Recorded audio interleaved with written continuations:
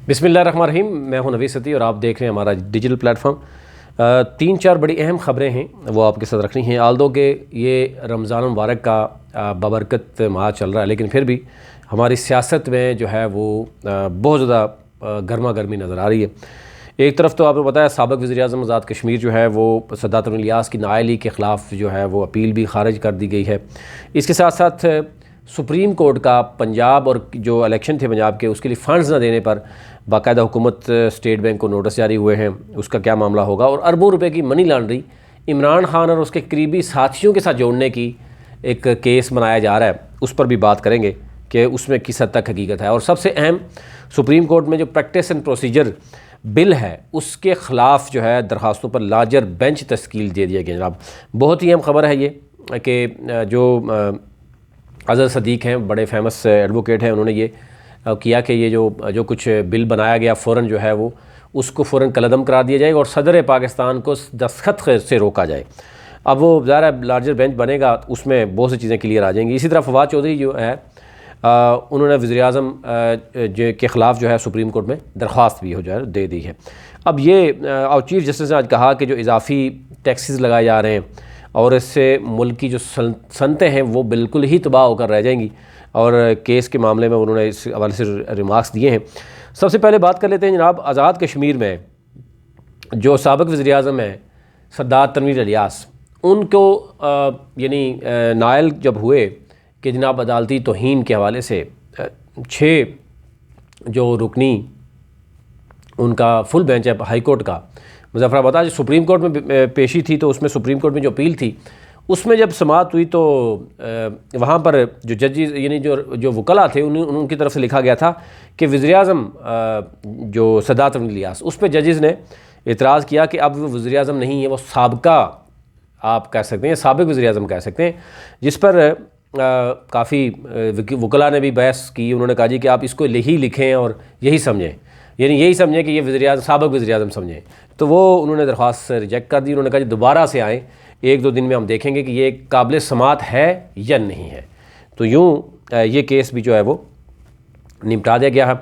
और उसमें ये कहा गया कि जो दरख्वास्त में कहा गया कि ज़ाब्ते के तरीक़ाकार पर अमल किए बगैर इलेक्शन कमीशन के पास इख्तियार नहीं है कि वो वज़ीर-ए-आज़म को नायल करे।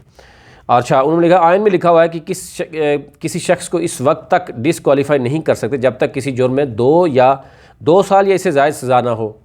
सद्दात इलियास को तबरहास अदालत सज़ा हुई, यानी उसके जबकि तौहीन अदालत में ज़्यादा से ज़्यादा सज़ा 6 माह कैद है।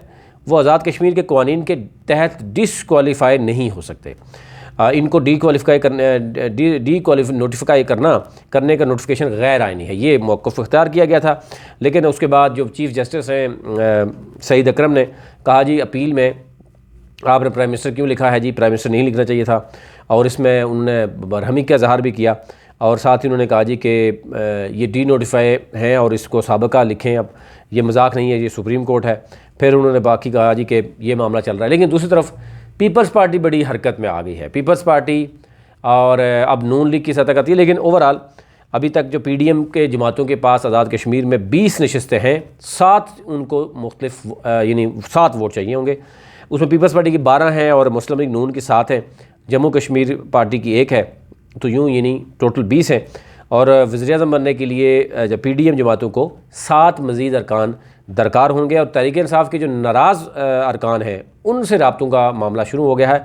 और सबसे ज़्यादा नाराज़ जो हैं वो इस वक्त स्पीकर जो हैं वो अनवार अल हक हैं। और स्पीकर अनवार अल हक अपने साथ कितने लोग मिलाएंगे ये कुछ भी कहना कबल रखता था। अच्छा, दूसरी तरफ आ जाते हैं जनाब, जो अहम मामला हुआ है वो हुआ है supreme court practice and procedure bill के ख़िलाफ़ दरख्वास्तों पर लार्जर बेंच। इस बेंच में बाकायदा जो चीफ़ जस्टिस की सरबराही में 8 रुकनी ये लार्जर बेंच 13 अप्रैल को समाअत करेगा। बहुत ही अहम समाअत होगी। अब इसमें बताया जा रहा है कि जस्टिस जादिर हसन हैं, जस्टिस मुनीब अख्तर हैं, जस्टिस मज़ाहिर नकवी हैं, जस्टिस मोहम्मद अली मज़र हैं, जस्टिस आयशा मलिक हैं, जस्टिस हसन अज़हर रिजवी हैं और जस्टिस शाहिद वहीद भी हैं शामिल हैं। अब इसमें ये क्योंकि हालिया दिनों में हमने देखा कि इख्तिलाफी नोट लिखने वाले जो जज साहिबान लार्जर बेंच का हिस्सा उनको नहीं बनाया गया। अब इसमें एक और तनकीद का निशाना बनाया जा रहा है। अब सुप्रीम कोर्ट में मुजव्वज़ा कानून, जो अभी आपको पता है कि जो रातों रात कानून बना, पार्लियामेंट, फिर काबीना, फिर सदर तक पहुँच गया, प्रैक्टिस एंड प्रोसीजर एक्ट के ख़िलाफ़ के ख़िलाफ़ 2 आइनी दरख्वास्तें जो है वो दायर कर दी गई थी। उसमें जो वकला हैं, 10 दरख्वास्तें चौधरी गुलाम हुसैन और राजा आमिर ख़ान नामी शख्स ने दी, और एडवोकेट तारक रहीम और अज़हर सदीक़ की वसात से ये दरख्वास्तें दायर हुई।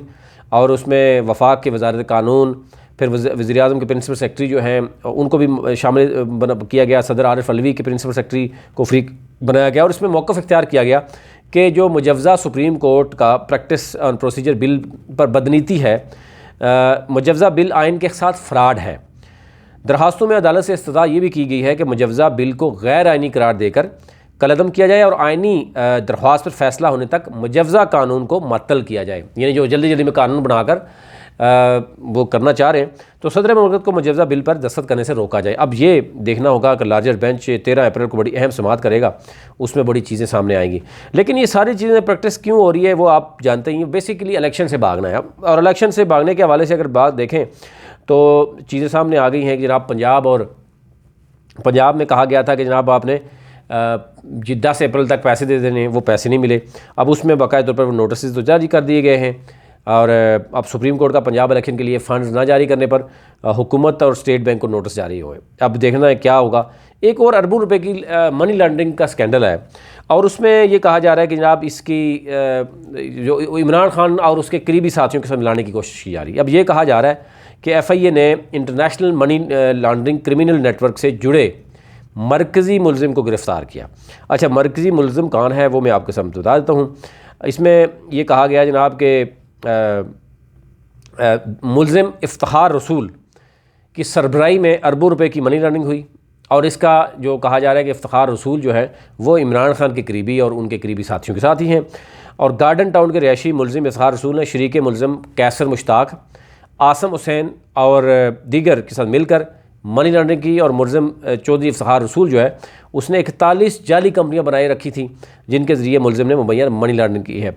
और ये भी बताया जा रहा है कि मुबैना तौर पर इमरान खान समेत तहरीक इंसाफ भी आला क़यादत से मिलने की रोशनी में, यानी ये कहा जा रहा है कि जनाब वो करीबी दोस्त हैं और उसका तहकीकात का दायरा वसी कर दिया गया। यानी ये एक इमरान खान की तरफ एक और केस डालने की बात हो रही है। लेकिन ज़रा ये चीज़ें सामने आनी थी। अब अंदाज़ा इसी से कर सकते हैं कि अब दूर से एक बंदा ढूंढ के जी इमरान खान के साथ करने। आप बहुत ही क्लियर है कि अगर आप जब टेक्नोलॉजी इतनी एडवांस हो चुकी है तो आप बहुत ही क्लियर बताएं कि ये इमरान खान का वाकई साथी है, इसमें इमरान खान बेनिफिशरी है, इमरान खान का कौन सा साथी बेनिफिशरी है।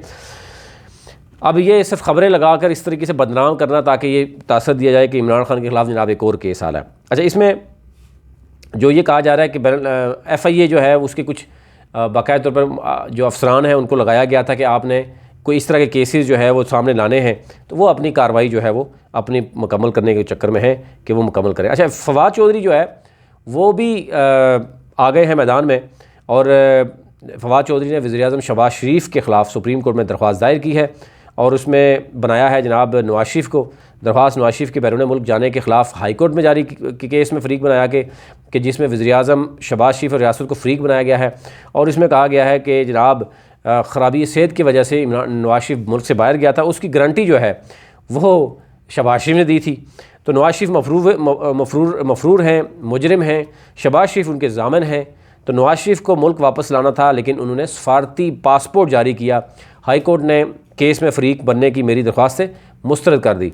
फवाद चौधरी ने सुप्रीम कोर्ट से इस्तदा भी की कि लाहौर हाई कोर्ट को हुक्म दिया जाए कि नवाज शरीफ के बैरून मुल्क जाने की इजाज़त के केस में मुझे फ़रीक बनाया जाए। ये उनकी दरख्वास्त है। यानी इस वक्त मुकम्मल तौर पर आप देखें कि गिलगित बल्तिस्तान, आज़ाद कश्मीर, KPK और पंजाब में जो कुछ हो रहा है वो तो आपके सामने है, और फेडरल में जो कुछ हो रहा है, जजेस के मामलात आपके सामने हैं। 13 अप्रैल अब एक और डेट, यानी मैक्सिमम कोशिश हो रही है कि मज़ीद बहरान पैदा किया जाए और इलेक्शन से राय फ़रार इख्तियार की जाए। और अभी जो करारदाद जनाब ये पास कर दी गई कि जनाब सूबों और फेडरल के अगट्ठा जो है वो इलेक्शन होगा, ये ज़ाहिर बार बार ये कहना है वो इसका मतलब यही है कि इलेक्शन से भागना है।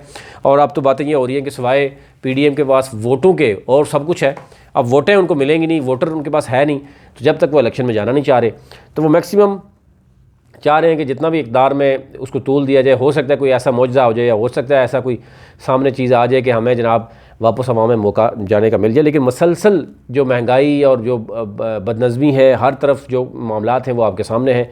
रमज़ान में भी जो है वो कुछ चीज़ें कोशिश की गई कि आटा भी तकसीम किया जाए, वहाँ पर भगदड़ मचने से अभी तक 25 के करीब लोग मैं समझता हूँ वो शहीद हो चुके हैं आटे की लाइन में।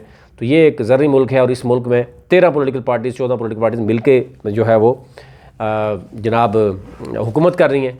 और ज़ाहिर है कुछ पार्टियाँ ऐसी भी हैं जो कोई भी हुकूमत होती तो उनकी हुकूमत है, लेकिन जो कभी भी वो ख़ुद किसी भी चीज़ का वो क्रेडिट यानी वो क्रेडिट तो ले लेते हैं चलो, लेकिन जो खामियां होती हैं उसके हवाले से उन्होंने कभी भी नहीं कहा जी हमारी वजह से हुई, बल्कि ला के बैठाया जाता है, कोशिश की जाती है, हर तरह से सहूलत दी जाती है, उसके बाद वो फिर किसी और की तरफ रुख होता था। ये ओवरऑल सूरत थी, आप तक रखनी थी।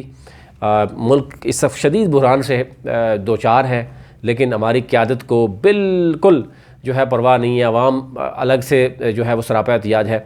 अब किस तरफ रुख जा रहा है, ज़्यादातर इसी तरह अगर मामला चलता रहेगा तो डेफ़िनेटली मुल्क की माशियत मज़ीद ख़राब हो जाएगी। तो जब मुल्क की मईशत ख़राब होगी तो डेफ़िनेटली फिर ये जो बार बार कह रहे हैं कि जी हम क्या करें, लेकिन बाकी सारे मामला उससे चल रहे हैं, अरबों रुपए के वही काम चल रहे हैं, लेकिन सिर्फ इलेक्शन के लिए जनाब हमारे पास 20 अरब नहीं है, अभी तकलीफ नहीं।